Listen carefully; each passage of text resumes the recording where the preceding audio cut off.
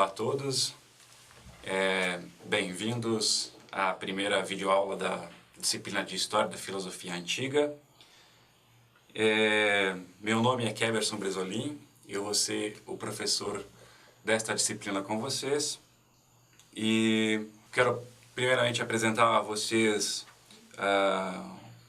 um pouco do programa da disciplina, né, para vocês entenderem um pouco sobre como a gente vai começar a disciplina e onde a gente vai chegar e também vocês compreenderem quais as competências que vocês precisam adquirir durante essa disciplina para que vocês, obviamente, tenham os pressupostos do conhecimento que essa disciplina exige para, né, ser pressuposto das outras disciplinas como a História da Filosofia Medieval e assim sucessivamente.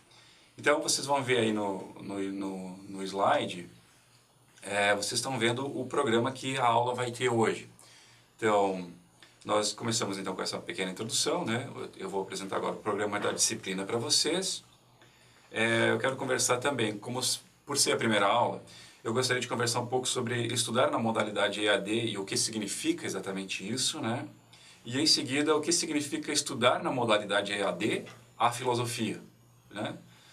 E seguindo, a apresentação da ideia de fazer uma história da filosofia antiga, né, a dificuldade que nós temos nisso. Depois, começar já o conteúdo, o nascimento da filosofia, as origens gregas da filosofia, né? Aqui vamos ver se há umas teses que afirmam que a filosofia teria sido influenciada pela uma origem oriental, e vamos tentar entender um pouco sobre isso. Os períodos da filosofia grega e as fontes da filosofia grega, quer dizer, de onde que a gente tem as fontes dessa filosofia. Então veja uma aula que tem conteúdo já nessa segunda parte, né, a partir do tópico 3 aí, que estão viram no slide. E a primeira parte é um pouco mais geral, um pouco mais sobre a modalidade de ensino à distância, né? Bom, sobre o programa, né, vocês têm acesso ao programa na página da filosofia, da UFPEL Filosofia, EAD, e vocês vão ver ali os objetivos que a disciplina tem, né, quer dizer, onde nós vamos ter que chegar, e principalmente a ementa, que é a parte mais importante, né, e ali na ementa diz que nós temos que entender as origens da filosofia antiga, os pré-socráticos, os sofistas, Sócrates, obviamente, né? E as escolas socráticas, Platão, Aristóteles, as filosofias helenísticas, Plotino e o neoplatonismo, e o fim da filosofia antiga. Então essa é a ementa, estão vendo que ela cobre toda a filosofia antiga. Vocês também vão ter alguns módulos, né, o programa ali que vocês vão ver, que é o programa que eu vou seguir, né, que começa com as origens da filosofia, né, que é o que a gente vai ver hoje. Na sequência, os pré-socráticos, seguindo, né, os sofistas, obviamente um dos marcos, né, da divisão que será Sócrates, né, onde a gente passa o que a gente chama de um período humanista da filosofia, onde nós deixamos de olhar as causas do mundo, ou a natureza, para tentar agora inquirir então o ser humano e tentar descobrir quem nós somos, né, por que estamos aqui e para onde vamos. As velhas e clássicas perguntas da filosofia que até hoje tem, né, respostas e provavelmente não são definitivas, né, porque também nós somos ainda vamos nos transformando e encontrando novas respostas. Depois de Sócrates nós vamos passar a Platão, né, Aristóteles, obviamente, né, que são os três grandes referenciais da antiguidade, e as filosofias helenísticas e depois Plotino e neoplatonismo. Então essa quer dizer, o percurso que nós vamos fazer. Se vocês vão ver aqui, um semestre é muito pouco para isso, porque o período é longo, né, e digamos assim, na linha do tempo ele é bem longo para nós fazermos às vezes, ou construirmos uma imagem de como era a filosofia tentava responder às questões, né, a mente desses filósofos, né, de tentar responder aos seus problemas de sua época, o contexto, né, social, político e econômico da época, que tem que ser considerado, às vezes fica um pouco difícil para a gente imaginar. Mas esse é um esforço que nós vamos ter que fazer para poder compreender por que foi feito dessa forma e não de outra, né? Isso é sempre muito importante vocês prestarem atenção. Esse é um tipo de leitura que eu faço da filosofia e que, né, como indicação a vocês, que vocês prestem atenção, porque toda a filosofia é feita em um tempo, né? E ela é feita desta forma porque ela precisava responder algumas questões no seu tempo. Então, nós temos que fazer essa tentativa de fazer o desprendimento nosso, temporal, da contemporaneidade, para entender quais eram os problemas que eles tentavam resolver à sua época, né? Porque, do contrário, a gente vai tentar fazer eles se adequarem ao nosso pensamento, o que não é legal, né? Também. E eles são os mestres, né? Não se esqueçam, né? Nós estamos... nós temos a sua filosofia como base, né? E podemos olhar para frente, né? Mas eles são os mestres que nos mostraram o início, né? Ou construíram esse início da filosofia. Então, esse é o nosso programa, né? Vocês podem, obviamente, entrar no site e olhar ele bem, né? Se tiver alguma dúvida, sempre perguntem, né? Esse é o pressuposto básico da filosofia, né? Vocês vão ver aí na introdução à filosofia, que é um dos modos de começar a filosofia, é a dúvida, né?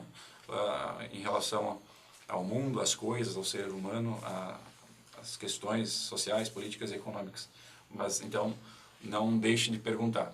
Aliás, a pergunta normalmente é a parte mais importante, não é? As respostas acabam passando porque elas visam ficar em um certo tempo, em um certo contexto, e aí as perguntas continuam. As perguntas que eu referenciei anteriormente, como o que é o homem, né?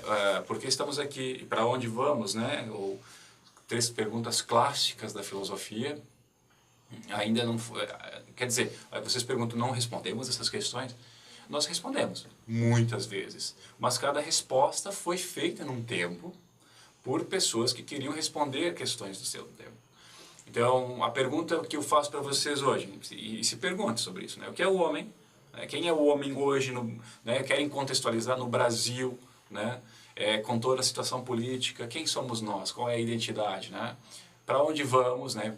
Podem pensar não só em questões religiosas, mas questões econômicas, políticas, sociais, ou pessoal, né? Cada um compreendendo ou entendendo o que é o bem para si mesmo, para onde se vai, né? Essa questão de que nós não temos mais alguém dizendo o que é o bem para você, né? O que é o bem, afinal de contas, né? Nós podemos construir a partir de nós mesmos isso, né? E buscarmos isso, e mudarmos isso, e desmudarmos isso, porque a liberdade agora é dada, né? Desde que ela seja exercida num certo, né, espaço, para que não seja lesadas liberdades alheias, né? Que aí o direito vem para agir e corrigir as condutas, né? Então isso vocês também vão estudar mais para frente, né? Embora as questões políticas, sociais, econômicas, jurídicas, morais também estão aqui na filosofia antiga, e certamente nós vamos passar por esse tipo de... eu vou comentar sobre isso, vocês vão ter tarefas sobre isso, né? Então vai ser importante aí para nós compreendermos também da onde que vem o modelo moral e político que nós temos hoje. Mas as 3 perguntas, né, ou para onde vamos, por que estamos aqui, o que é o homem, né, são perguntas ainda que não tem uma resposta definitiva, né? Não tem uma verdade absoluta, porque não existem mais verdades absolutas. Bom, então esse é o programa. Então passo agora para falar um pouco sobre o ponto 1.2, que é estudar na modalidade EAD, o que significa. Bom, aqui é importante vocês notarem que não há, e nós temos que ter, e aí eu peço a vocês, peço a confiança de vocês, para vocês darem essa olhada, né, com tranquilidade para ao modelo de ensino à distância. No início, né, ele se mostra um baque, né? Por quê? Porque todo o nosso ensino médio, toda a nossa ensino fundamental, nós fizemos num modelo presencial, num modelo que valoriza demais a sala de aula, né? Estudar não é assistir aula, né? Vocês têm que já de cara entender isso. Estudar é muito mais que isso, né? Estudar é fazer pesquisa, é ler, né? Então, o ensino presencial e o ensino à distância, eles são dois modelos diferentes, né, que têm a mesma finalidade, né, fazer com que o aluno adquira competências naquela área que ele está cursando, certo? São modelos diferentes, não são modelos que se excluem, são diferentes. Por que o ensino à distância ele tem esse caráter, às vezes, que as pessoas desconfiam dele? Desconfiam porque foram criadas e naturalizaram um modelo de ensino onde a figura do professor tem que estar próxima, quase numa relação de pai para filho, ou de mãe para filho, como preferirem. Então é importante vocês notarem que não é este modelo de ensino que vai demandar muito da autonomia de vocês para que vocês construam o seu conhecimento, né? Vocês são donos disso, né? Vocês são donos disso e não podem deixar isso ou transportar para outra pessoa. Eu não sou responsável por isso. Eu tenho a responsabilidade por, né, passar a vocês o conhecimento, indicar as leituras, né, dar tarefas a vocês para instigar. Mas vocês são o responsável pelo conhecimento de vocês, né? Eu não posso ser responsabilizado por isso. Vocês têm que construir ele, né? E essa é uma tarefa que é de vocês, certo? Então, estudar na modalidade de ensino à distância vai exigir muito, né, autodisciplina, autocontrole, autonomia de vocês. Então, né, fixem nisso, né? Anotem aí na frente do computador de vocês a palavra autonomia, tá? Que vocês vão ver muito na filosofia. Auto, né, a si mesmo, nomos, lei. Então, dar a lei a si mesmo, quer dizer, eu sou o dono de mim mesmo, né, eu vou construir o meu conhecimento. Bom, então, a próximo tópico, que estão vendo aí, é o que significa estudar? Então, filosofia na modalidade à distância. Bom, eu já mostrei a vocês, ou tentei passar nessas poucas palavras, que o que vai ser infinitamente repetido, que é uma modalidade diferente, que vai exigir de vocês, né, essa autonomia de construir o seu próprio conhecimento. E agora, então, o que significa estudar nesta modalidade, que é o ensino à distância, a filosofia, né? Porque com essa modalidade podemos ter um rol de possibilidades, né, mas vocês escolheram, então, a filosofia. Então, vocês sabem, né, que cada área possui suas especificidades, né, o seu objeto de trabalho. Então, qual é o objeto, quais são os nossos instrumentos de trabalho na filosofia, né? Os nossos instrumentos são o quê? São os livros, os textos, os documentos, né? Pode ser outras coisas, mas fundamentalmente são esses os nossos instrumentos. Então, quando nós falamos que esses são os instrumentos da filosofia, significa que ninguém pode fazer ou ninguém pode estudar por vocês. Vocês vão precisar, obviamente, ler, compreender, estudar, interpretar, analisar todos esses verbos nos seus infinitivos, né? Então, essa é a dificuldade, ou às vezes, né, a gente sente uma tentativa, então é muito difícil isso. Não, né? Você tem que ter calma, né? Calma, e para o livro, o texto, o documento que se vai ler, entendam ele como uma pessoa, né? Ele vai ser o objeto de diálogo que vocês vão ter. Vocês querem saber alguma coisa, vocês perguntam ao livro, né? Só que o livro não fala, não narra, não lê para vocês, não faz uma videoaula para vocês. Vocês vão precisar, obviamente, lê-lo. Então, obviamente, né, que a especificidade da filosofia, né, é produzir algo novo, né, reflexivo, ou refletir a partir do que já se fez, ou a partir dos pensamentos, né, das filosofias que já se fizeram, né.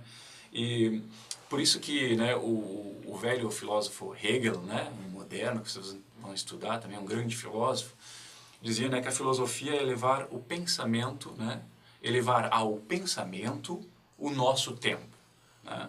Por isso que, para que a gente possa dizer agora eu estou fazendo a filosofia, agora eu estou pensando filosoficamente, nós precisamos conhecer a história da filosofia para não tentar, né, refazer a roda sendo que ela já foi feita, né? Então nós precisamos conhecer o que foi feito, né, para não ter o esforço de fazer alguma coisa que já se pensou, já se fez, para a partir daí então seguir adiante e pensar o nosso tempo, elevar o nosso tempo ao pensamento, né, conjugado com todo o arcabouço conceitual que nós aprendemos ao longo da história da filosofia. Eu já mencionei que o mais importante, que muitas vezes, assim, eu vou ser mais taxativo, né, o que é às vezes complicado, mas vou fazer isso, é que na maioria das vezes é mais importante as perguntas, né, do que as próprias respostas. E por que isso, né? Porque normalmente as respostas estão contextualizadas, né? Usando mais um termo do Hegel, né? Normalmente o termo em alemão chama Zeitgeist, né? O espírito do tempo, né? O espírito do tempo fez com que aquelas respostas fossem respondidas de uma forma que para nós hoje, né, inseridos em um outro, né, tempo e espírito, né, não servem mais, né? Respostas de toda a natureza, né, que vocês podem encontrar ao longo da história da filosofia, que refletem um contexto social, que às vezes as pessoas acabam crucificando os filósofos pela sua defesa de algumas teses que hoje já não cabem mais, sem notarem que eles são frutos e são filhos de um tempo também, né? Talvez daqui há 100 anos as pessoas olhem para nós, né, obviamente não como uns filósofos ou como grandes filósofos, vocês, né, e digam que nós éramos extremamente brutais porque comíamos carne de animais, né? Então, por quê? Porque é o nosso contexto. Então, nós precisamos sempre prestar atenção a isso, né, que as perguntas são as mesmas e aí o espírito do tempo, ou mesmo o espírito do povo, né, como o Hegel cita como Volksgeist, né, o espírito do povo respondem à pergunta de uma forma diferente daquela que nós hoje poderíamos responder. Bom, então estudar então, resumindo, né, hoje vocês estão estudar filosofia na modalidade à distância, vão precisar sim estudar, vão precisar sim ter paciência e ter calma, né? Esse é o momento que vocês vão construir um relacionamento, né, com os livros, com a filosofia. Então agora, a partir de hoje, vocês coloquem lá no status do Facebook em relacionamento sério com os livros, tá bem? Bom, agora entramos no ponto 2, né, a apresentação da ideia de fazer uma história da filosofia, né, como vocês estão vendo aí. Bom, antes de tudo é importante vocês já dizer de antemão, né, vocês vão notar isso com o passar dos semestres, né, a filosofia tem alguns paradigmas, quer dizer, alguns modelos, né, que se estenderam ao longo da história, que permanecem por alguns tantos anos, né, algumas centenas de anos, até milênios às vezes, que são modelos, né, que visam responder o mundo a partir de certas concepções, né? Então, fundamentalmente, né, costuma-se utilizar como questões também didáticas, dividir a história em três modelos, né? Primeiro, a história antiga e a história medieval a gente chama de um paradigma ontológico, né? Um paradigma que busca entender o ser das coisas, né? Quando a gente entra na modernidade, né, em torno do século XVI, principalmente com Descartes, e até nós chegamos à contemporaneidade, século XVIII, XIX, né? Ali nesse período moderno, então nós temos um paradigma epistemológico. Quer dizer, não se busca mais entender o ser, as questões do ser, mas se busca entender a questão do conhecer, né? Então nós temos uma guinada forte, né, que veio junto com se vocês pensarem em termos de história, veio junto com toda a transformação das religiões, né, onde houve aí a separação da igreja, né, houve quebra de paradigma porque se fundou a ciência moderna, né, onde o experimento começou a ser valorizado, né, então foi uma guinada, uma revolução importante aí no pensamento da humanidade. E por último, não menos importante, o paradigma que a gente tem quadro é o paradigma da linguagem, né? Onde nós então temos aí uma tentativa de desconstrução de uma razão que se valorizou na modernidade, uma razão iluminista, para um iluminista e colonizador, às vezes, né, que é uma razão que se acha melhor, né, ou tem o padrão do que é certo e errado, para uma razão do diálogo, uma razão comunicativa, né, citando Jürgen Habermas, né, um filósofo vivo, né, vocês podem pesquisar se quiserem, talvez o maior, né, da atualidade, que traz esse tipo de concepção, né, mas ele é um, né, que está dentro desse paradigma. Então essa é importante vocês entenderem, por isso nós estamos lá no início, né, lá atrás, né, com questões bem, às vezes vocês vão ver, mas pensaram isso, a água como início, o princípio da vida, né? Pensem, né, gente, a gente está no século 6 antes de Cristo, né? Então é importante vocês fazerem essa tentativa de deslocar-se, né, do nosso tempo para o tempo deles. Bom, então, qualquer tentativa de fazer uma história da filosofia, né, ou uma tentativa de colocar num tempo determinado, principalmente um semestre, ela já de cara às vezes se mostra malfadada, né, a priori, vamos dizer assim, né, porque ela é longa, né, a gente corre o risco de deixar alguma coisa de fora, mas também nós não podemos deixar de fazê-la. Então esse é um paradoxo que nós temos. Mas de qualquer modo a gente vai tentar fazer do melhor modo possível, né, guardando aí, pegando os principais tópicos para que vocês consigam pelo menos ter uma visão bem ampla sobre a história da filosofia antiga. Normalmente a filosofia, né, a história da filosofia, ela se apresenta, né, ou ela é apresentada, né, os pensadores intermediados, né, intermediados por outros pensadores, né, o que não deixa às vezes o próprio filósofo se expressar. Quer dizer, não se deixa, né, não deixa o próprio filósofo falar, não se usa ou não se deixa o texto do filósofo falar, né, quando eu falo filósofo, né, você sempre pensa no texto. Como eu disse, né, o filósofo é passado pelos seus textos, pelos seus diálogos, pelas suas obras, né. Então, obviamente é importante deixar o filósofo se expressar, né, é importante e eu vou cuidar para que isso aconteça. Então a ideia é construir, né, essa história da filosofia, obviamente a partir dos textos, né, secundários ou bibliografias secundárias, mas também dos próprios textos dos filósofos, para que ele possa aparecer, mostrar, se apresentar a vocês, né, cumprimentá-los e vocês entenderem cada vez mais sobre o modo de escrita de cada um. Uma coisa é vocês lerem um texto que fala de Sócrates, né, ou um texto do Platão. A outra coisa é vocês ler o texto do Platão, né, que são coisas diferentes, né, vocês encontram dificuldades diferentes, vocês encontram um argumento extremamente minucioso ali. Então, obviamente que toda vez nós vamos ser um intruso, né, vamos tentar fazer uma leitura aí, a partir das nossas visões, obviamente que isso a gente não pode fazer, nós carregamos pressupostos e nós o levamos, então vamos ser sempre um intruso na história da filosofia, o que é também importante. Beleza, então gente, quero só, talvez para ajudar um pouco a questão de se imaginar, né, é importante nós tentarmos fazer esse esforço para compreender por que certas coisas foram feitas de determinada forma e não de outra. Alguns pressupostos que é importante eu citar a vocês sobre a antiguidade, né, sobre esse período clássico, né. Vocês obviamente, né, antes do cristianismo. E o cristianismo mudou o modo como o mundo compreende o mundo, né. Então, às vezes, nós somos fruto de um pensamento, nós somos, querendo ou não, sendo vocês ateus, né, vocês são frutos de uma cultura que naturalizou muita coisa do cristianismo.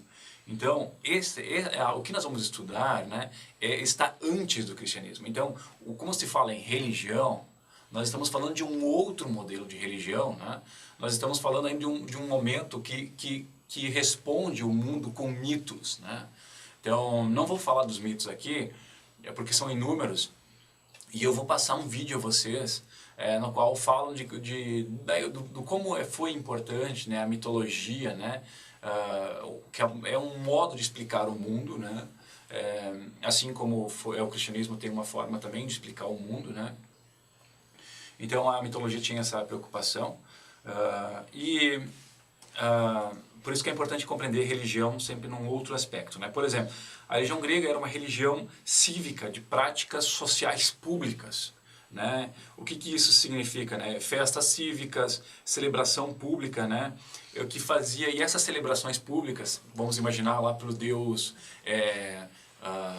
o Baco, né, que é do romano, o deus do vinho, né, o Dionísio, para os gregos, né, o grego, depois os romanos pegaram esse deus e utilizaram como deus Baco, né, que é o deus do vinho, era um motivo de comemoração. E as pessoas comemoravam e isso servia para fazer a coação social, né, fazer as pessoas estarem mais conectadas e juntas. Então, as festas eram super importantes, né, as comemorações. A religião tinha esse caráter de fazer as pessoas se conectarem, se ligarem, tornarem-se, tem um termo alemão que chama Mitglied, que é tornar membro de, né? Quer dizer, é como se fosse fazer as pessoas comporem cada uma o elo de uma corrente, né? Ou seja, membro de. Então, a ideia de religião na antiga Grécia não era um tipo de religião da salvação, né? Não pregava a salvação. Lembre, né? Vocês já viram vários filmes aí, morria e ia lá para o Hades. O Hades parece, ia para o inferno. Mas ele não tem nenhuma conotação positiva ou negativa. Compreendam isso, né? O Hades é o lugar para onde vai quem morreu. Morreu, vai para lá. Tem julgamento de certo, errado, não, bom e ruim, tá, pode. Tinha algo parecido, mas não como nós cristãos entendemos, né? A partir do cristianismo foi compreendido, né? Outra importante distinção, a religião grega não era uma religião que tinha uma obra sagrada, como por exemplo a Bíblia, ou o Alcorão, ou os Vedas dos hindus. Ela não tem nenhuma obra sagrada, né? O que eles celebravam? Celebravam Homero, né? Por exemplo, a Odisseia, a Ilíada, né? Onde tinha ali parte dos contos, né? Dos deuses e assim por diante. Então, quer dizer, não era nem perto do que nós hoje compreendemos como religião. Então, isso tudo constrói o mundo no qual eles estavam inseridos, né? A crença nos deuses, né? Então, tudo isso, né, no mundo por exemplo, um ateu no mundo clássico, né, quer dizer, na Grécia. Por que o ateu era temido? Não era temido porque era um descrente dos deuses. Ele era temido porque, por ser descrente, ele não participava das comemorações que normalmente eram comemorações para algum dos deuses. Então ele deixava de ser esse Mitglied, né, esse elo, e a corrente se partia, vamos pensar assim. Então era muito importante a ideia de nós, né, de comunidade, né, muito forte os laços, né, que se construía dentro das polis gregas, né, existiam inúmeras polis, né, esse é o contexto político, né, a Grécia era construída por polis, né, pensam, né, Grécia.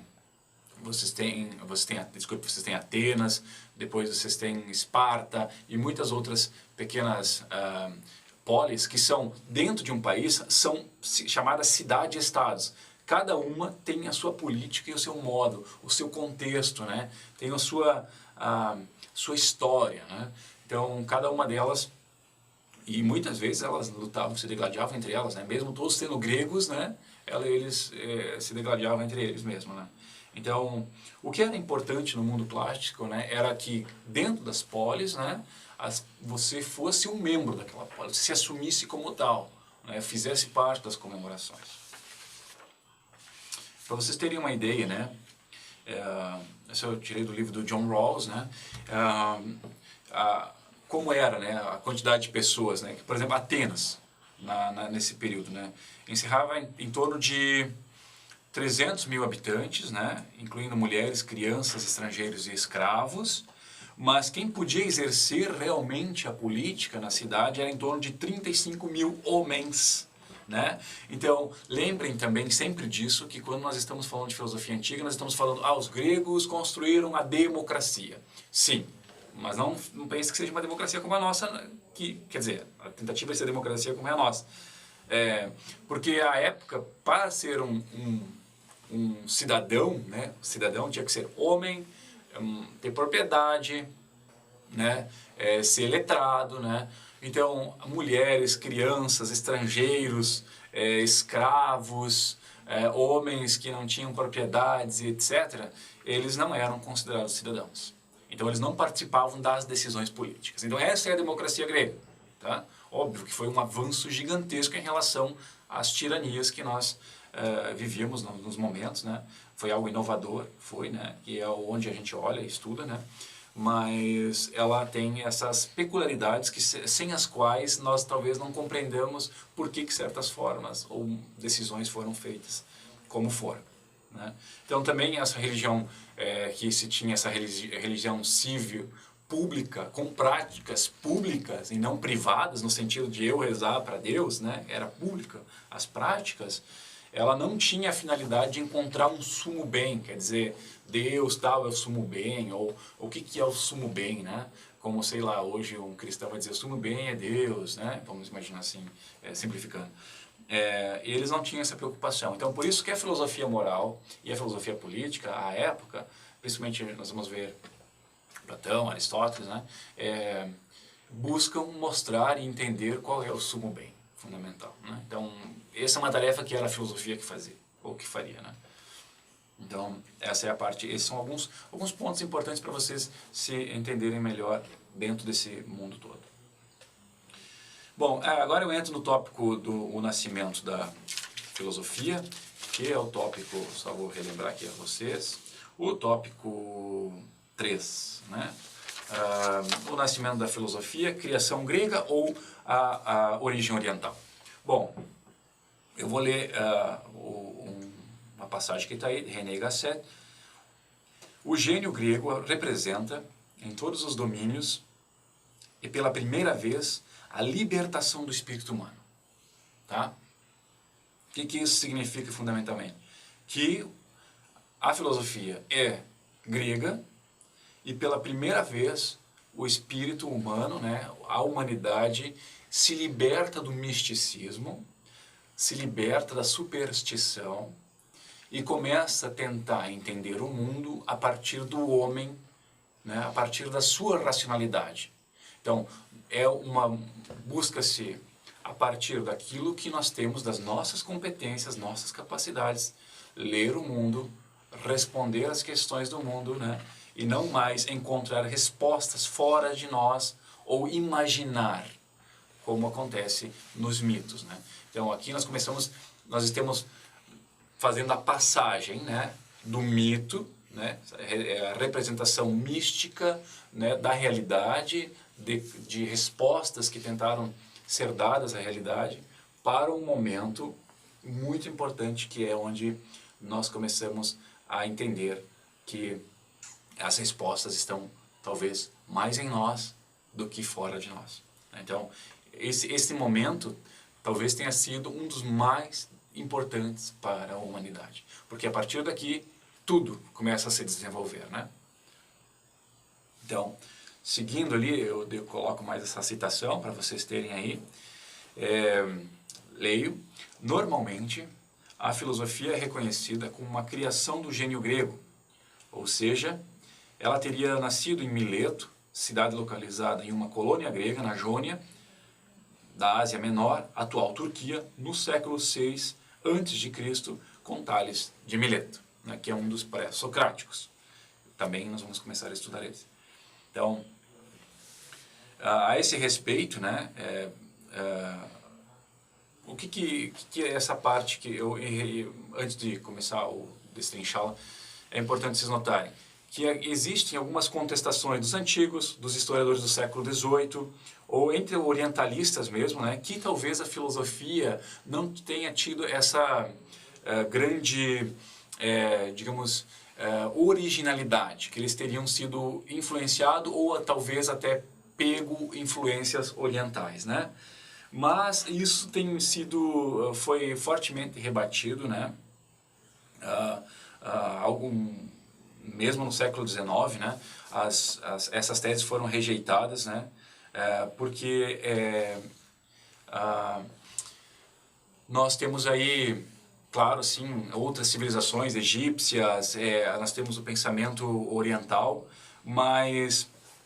e tem sem dúvida influenciado o pensamento grego, mas não no sentido como se quer que ele tenha influenciado, né? Quer dizer que tenha sido definitivo ou que eles roubaram esse conhecimento, esse tipo de pensamento. Pessoal, importante, o slide que tem aí, tem algumas datas, né? Vocês podem até pausem o vídeo, né, e dar uma lida ali.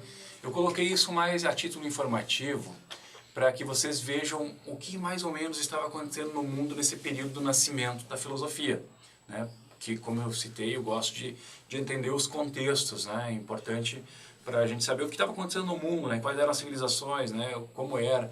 Eu vou deixar vídeos também para vocês entenderem um pouco dessas questões, né? Que se vocês se interessam também por história, né? Vocês sabem que, normalmente, aqui um comentário entre parênteses, a gente aprende na escola que os conhecimentos parecem caixas, né? A gente aprende filosofia numa caixa e história em outra caixa. Parece que a nossa mente funciona assim.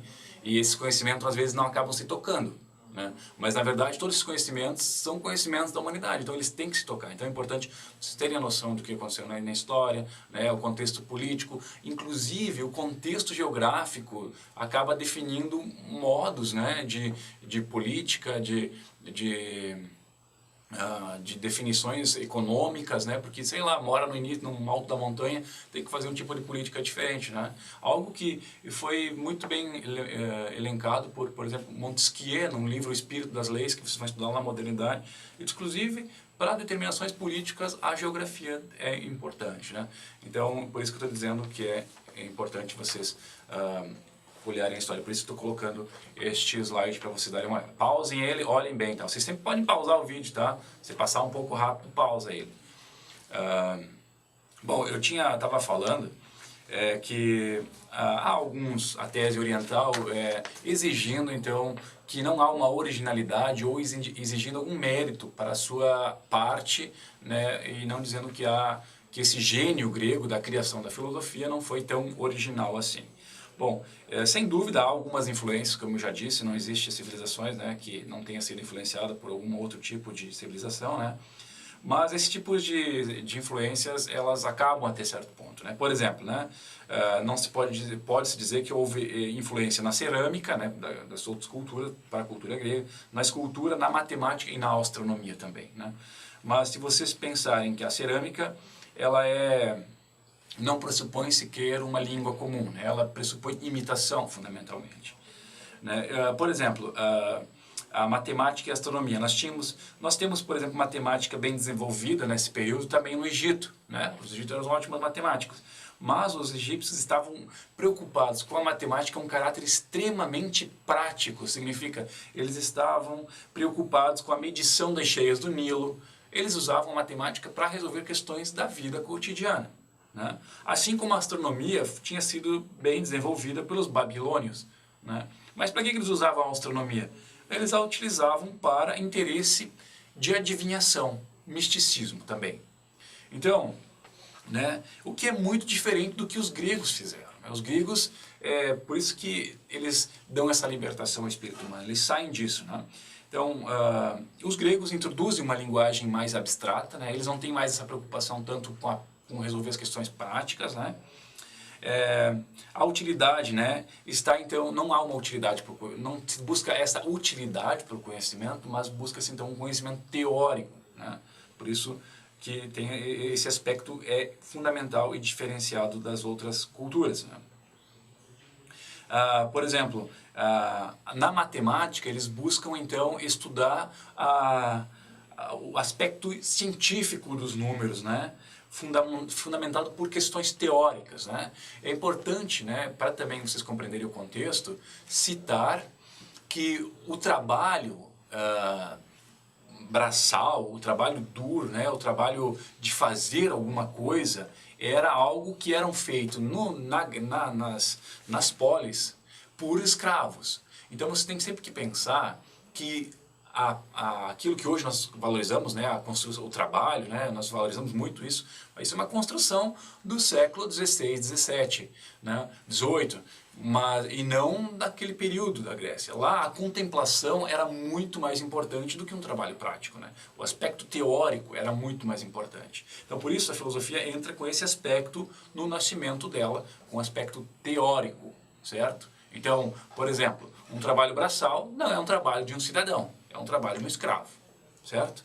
Então, por isso que é importante. Cito, então, o que significa tudo isso, né? Leio ali. O que significa isso? Que os gregos buscaram superar e transformar as influências recebidas. Deste modo, pode-se afirmar que a filosofia é uma criação do gênio grego, pois essas influências recebidas não caracterizam uma possível origem oriental da filosofia, na medida em que o que interessa é o que os gregos fizeram com essa influência. Então, o que eles fizeram, né? Eles retiraram todo o aspecto prático, todo o aspecto ingênuo dessas questões, né? Para colocar, então, e ainda, destituíram esse caráter mítico e religioso para dar este caráter, então, de uma investigação baseada única e exclusivamente na racionalidade humana. Então, esse é um aspecto importante. Destituíram essa parte da ingenuidade, desse caráter prático, desse caráter mítico, religioso, para dar esse caráter da racionalidade. Cito ali novamente, né? Ou leio ali. Paradoxalmente, a dúvida sobre a origem grega teve início no próprio mundo grego, embora ela tenha se dado em um momento de decadência da filosofia grega, onde a investigação racional perde sua vitalidade em detrimento de um retorno dos aspectos religiosos. Então, esse tópico que a gente vem comentando, que há, né, essa dúvida sobre o gênio grego, que foi criado paradoxalmente dentro da própria filosofia grega, quando, né, se está tentando voltar aos misticismos e às respostas para além do próprio ser humano. Bom, o que poderia se dizer ainda, né? Que outras paternidades dessa filosofia grega foram requeridas. Por exemplo, o pensamento indiano, né? Mas, né, não há nenhum indício de que tenha sido recebido grandes influências, e porque indica que grandes sistemas indianos, na verdade, são posteriores à filosofia grega. Outra, por exemplo, o mesmo ocorre com Enuma Elish, né, que é o poema da criação da Mesopotâmia. O poema, né, que seria a água, o poema traz, né, que seria a água, o elemento primordial e criador da vida, o que nos lembra, obviamente, a tese sustentada por Tales de Mileto, que nós vamos ver. Contudo, né, tanto o poema esse da criação da Mesopotâmia, ele é muito diferente no caráter ou na intenção em relação à filosofia grega, né? O poema tem um propósito e uma descrição mítica religiosa, né?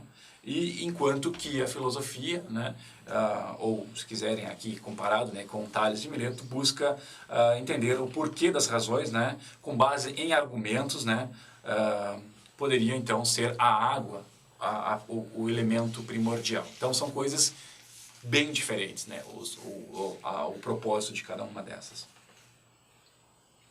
Bom, então, nós podemos então definitivamente dizer que as teses orientais, ela é negada, né? Os conceitos filosóficos demandam o uso de expressões linguísticas também refinadas, né? Então precisavam de uma linguagem refinada. Isso a língua grega fez, né? Tanto que nós temos grande parte das terminologias que nós empregamos na filosofia tem base ou fundamentalmente na língua grega, né? Então houve um desenvolvimento da língua. Obviamente que a língua grega teve influência do pensamento do alfabeto fenício, mas isso não definiu, obviamente, né, porque eles modificaram, né, grande parte e adaptaram para aquilo que eles precisavam. Então, cito você tem aí mais uma parte.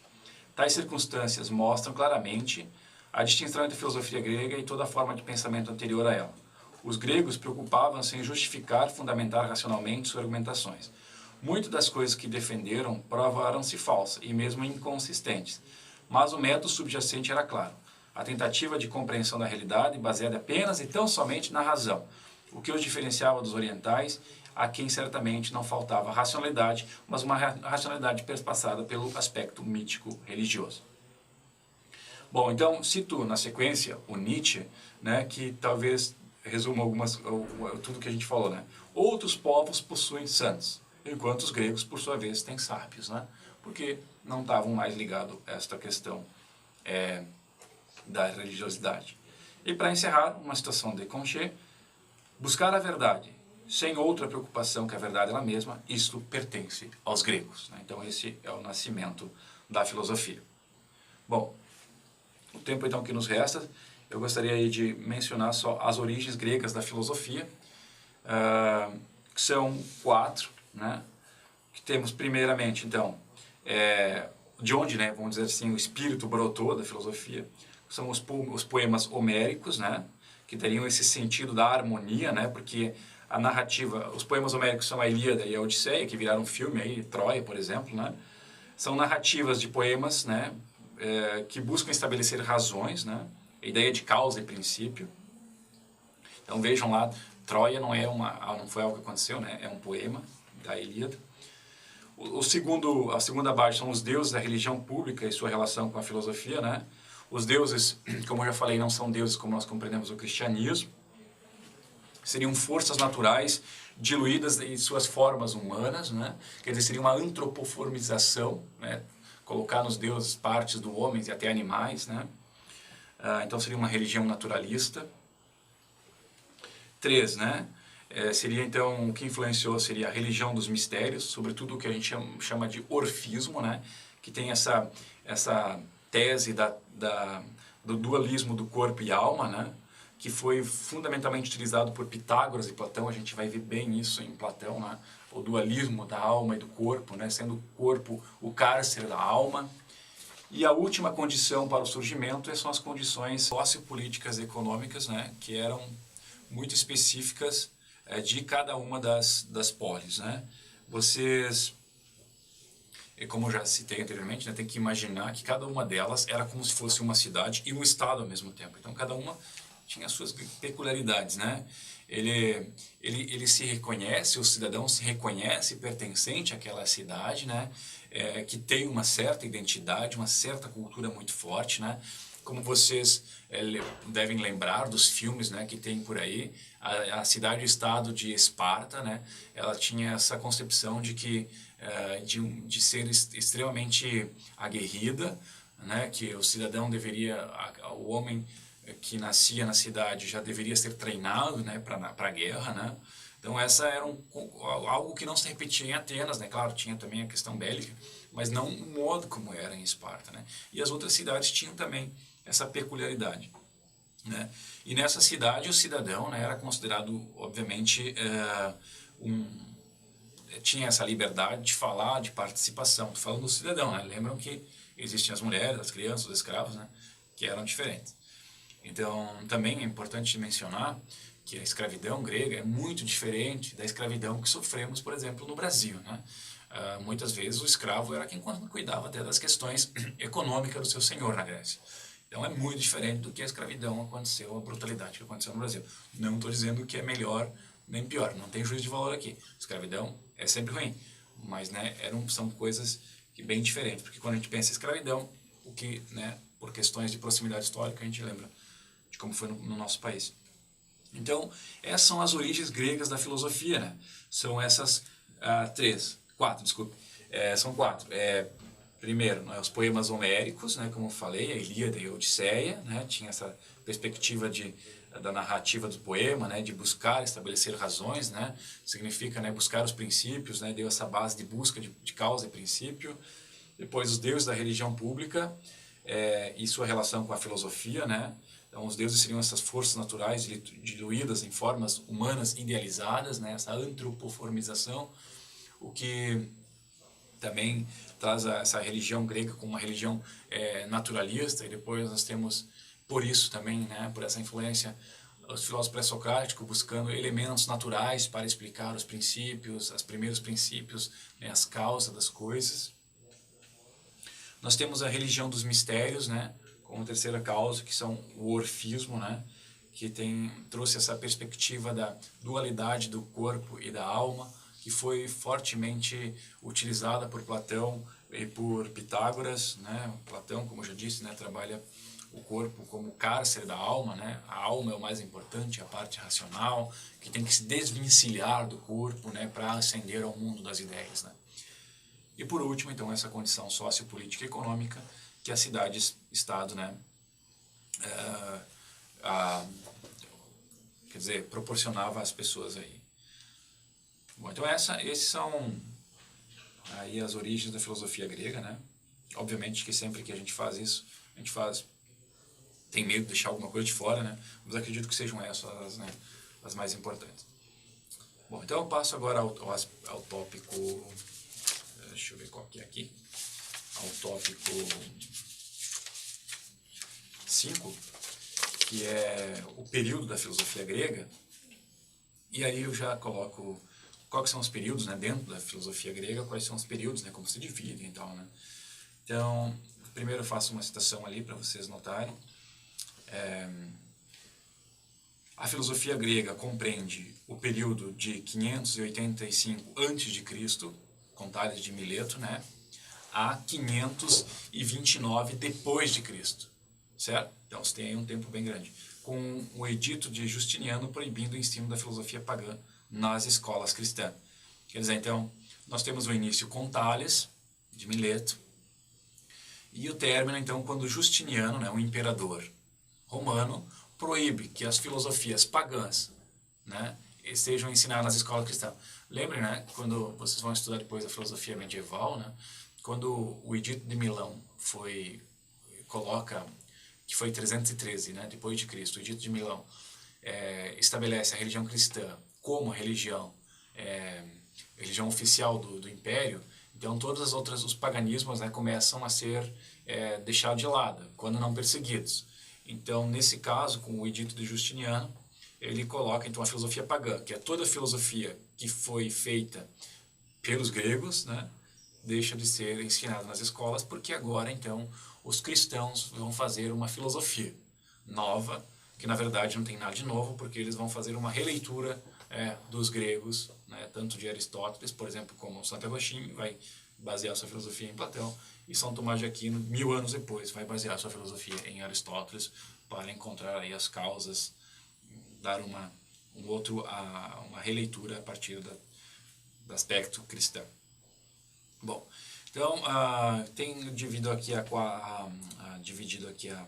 esses períodos da filosofia em 5 partes. Eu estou colocando cada parte nela em um slide para vocês olharem.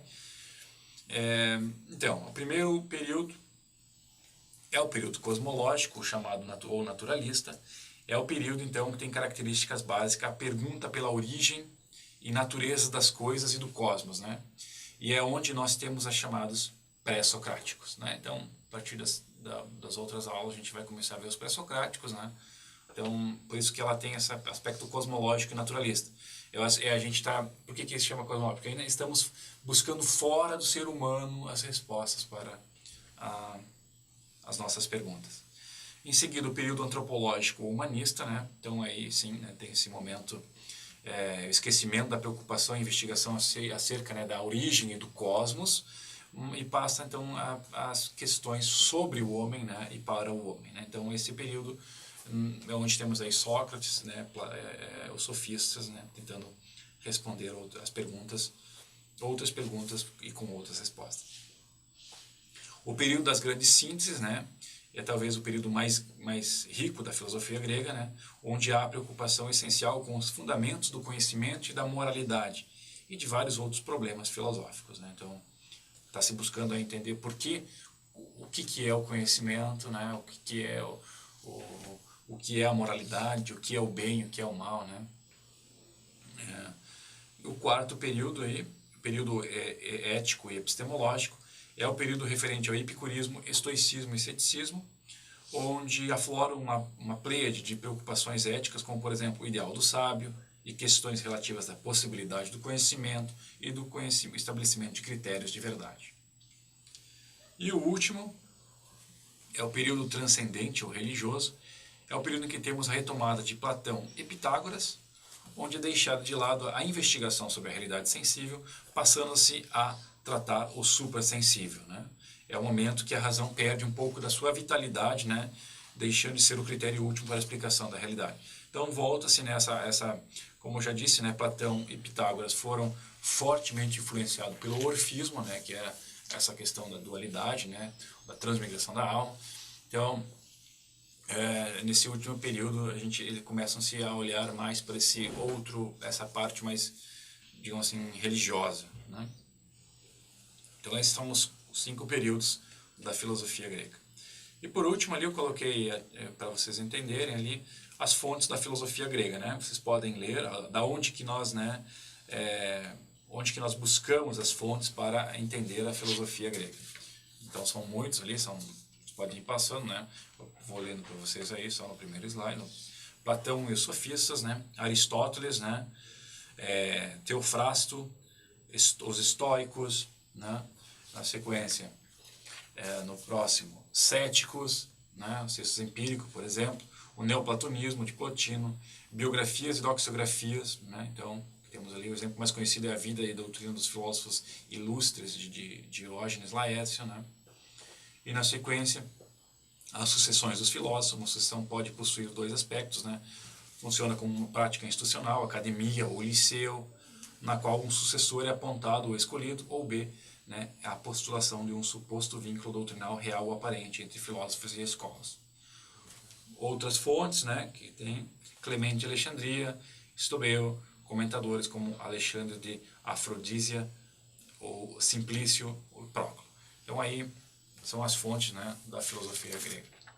Então, para encerrar tudo, né, então a gente fez o quê? Primeiro, dividimos a aula, né, em dois blocos, né, uma parte mais introdutória, onde ali eu falei um pouco sobre modalidade de ensino à distância, filosofia, como estudar a importância de estudar a filosofia na modalidade à distância, a importância do estudo, né?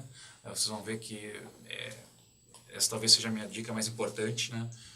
E em seguida a gente então passou para ver aí a tentativa do gênio grego, da criação da filosofia pelos gregos, né? Mostrando que sim, que a tese de que a filosofia grega não seria original e descenderia de uma filosofia oriental não cabe, né? Embora tenha sofrido talvez influências, mas o modo como os gregos tratam a filosofia, né, ou criaram o pensamento é totalmente diferente, né? Tem um aspecto teórico, tentar dar razões a tudo e encontrar, né, os argumentos para a base de tudo. Então foi isso, né? Em seguida vocês têm ali os períodos, né, a origem, né? Vocês podem agora com calma também olhar bem os slides e ler novamente. Então, ótimo estar com vocês, né? Aproveitem, estudem, né? E não esqueçam de mudar o status do relacionamento, né? Agora com os livros.